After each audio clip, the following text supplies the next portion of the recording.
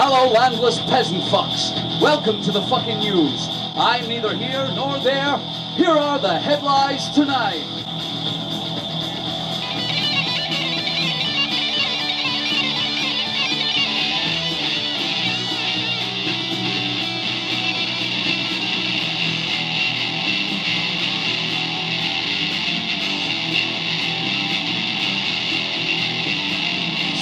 International stories made up just for you. Ill-informed rumor and comedy have truth. Armageddon's coming, but what you gonna do? Just stop going to the shops and watch fucking you.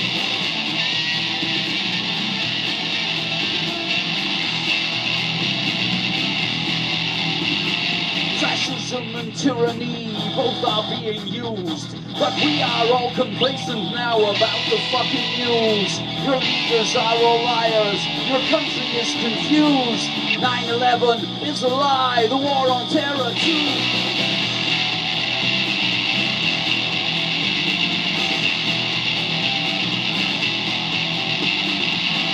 Aliens from planet X will be along real soon. Some people say they rule the Earth and have bases on the moon. In 2012 we'll see if Nibiru is true. And if it is, you can bet it'll be on the fucking news.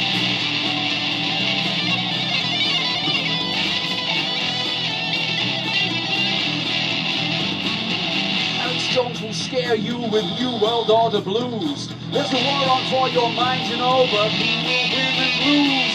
David Icke will educate with Masonic bloodline views, but you only get who gives a fuck from the fucking news.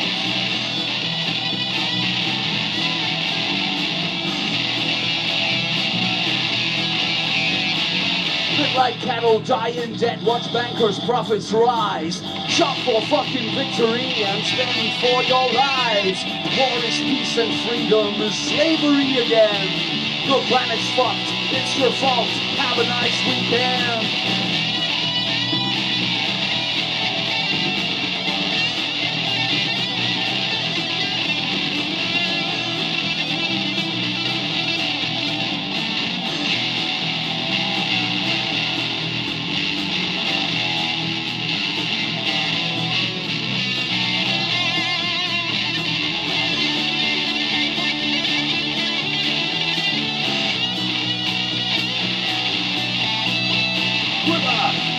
Fucking news!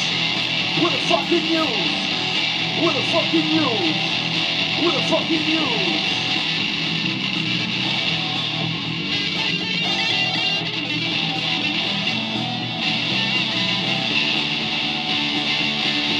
Ill-informed rumor and comedy have truths. It's the fucking news! It's the fucking news! It's the fucking news! Fucking news.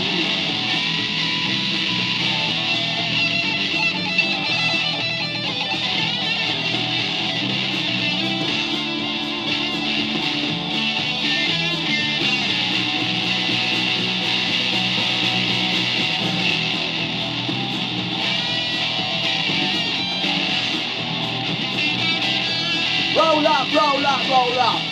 Come and listen to some bullshit about world events. Laugh, cry, and disagree with totally biased opinion.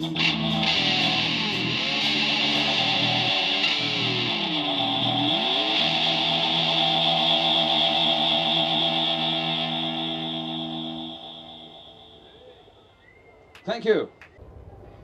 So hello, good evening and welcome to the fucking news. I'm Barely Human. Here are tonight's headlines. A lot of weird things happen in the world, don't they? A lot of stuff that looks like one thing, but according to the government's official version, it turns out to be something completely different.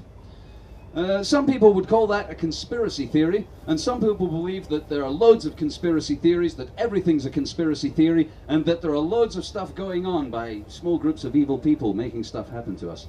Other people think there's no such thing as a conspiracy, that everything's okay, everything is alright, and if you believe in conspiracy theories, you're a fucking nutter. In fact, conspiracy theory has now been redefined, conspiracy theorist has now been redefined to mean you're a crazy motherfucker. Anybody who believes in conspiracy theories can be dismissed with the phrase, ah yes, but you're a conspiracy theorist. But you know who the biggest conspiracy theorist in the country is? Do you know who sees conspiracy theories everywhere, all day, all night, probably even in their sleep, and who has passed hundreds, thousands of laws against conspiracies? Our government, that's right. Strange as it may seem, the biggest conspiracy theorist in the country is your government, who have passed thousands of laws against conspiracies to rape, to murder, to rob, even to pervert the course of justice. Yes, our government's the biggest conspiracy theorist in town, and as far as the state is convinced, amongst other things, the state is convinced that a few dusty Arabs armed with mobile phones and box cutters are the greatest threat to world peace ever. Yes, a handful of cave dwellers with rusty AK-47s and fertilizer bombs are going to destroy our civilization. And apparently our troops are so crap that we can't stop them. Our troops, even though they have cruise missiles and tanks and armored cars and machine guns, and there's thousands of them, they've got radios and the internet, and the Americans are on our side, and we've got the Japanese and the Germans there, we still can't beat them.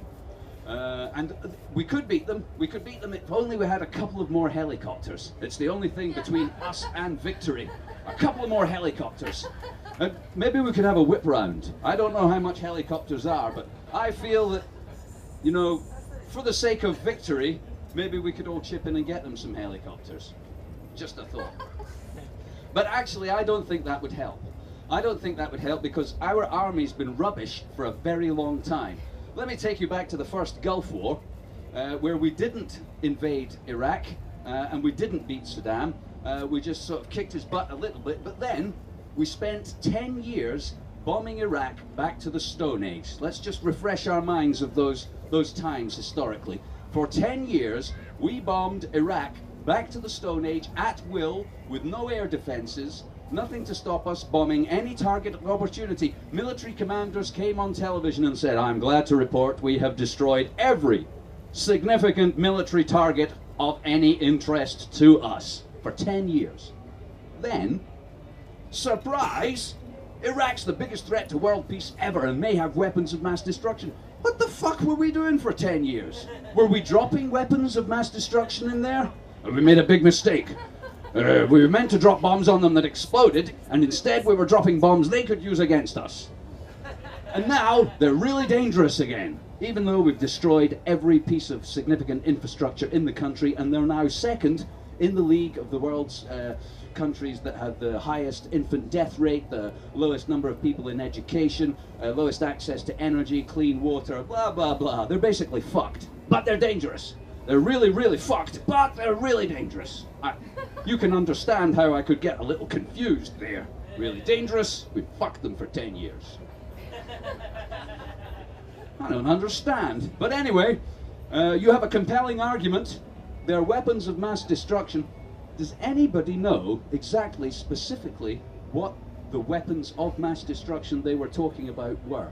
Specifically, exactly, since we killed 1 million people for it. I think some of us ought to have a fair idea. Anybody? There was some Chemicals? What was that? Bananas. Bananas? Maybe if you let them ripen for a long time. Yes, chemicals that they could have put these chemicals on a rocket that they had increased the range from 130 kilometers. I swear this is all true. This is what they were talking about. A rocket that we let them have, a tactical battlefield rocket that used to have a range of 130 kilometers. They upgraded it, the filthy, inhuman savages. They upgraded its range to 150 kilometers. And they may have been able to put bananas on it. And it's for that reason alone that we had to invade them again and kill lots of them. So our military have been rubbish for a long time, and actually I don't think we should give them any more helicopters. I think they're still probably rubbish.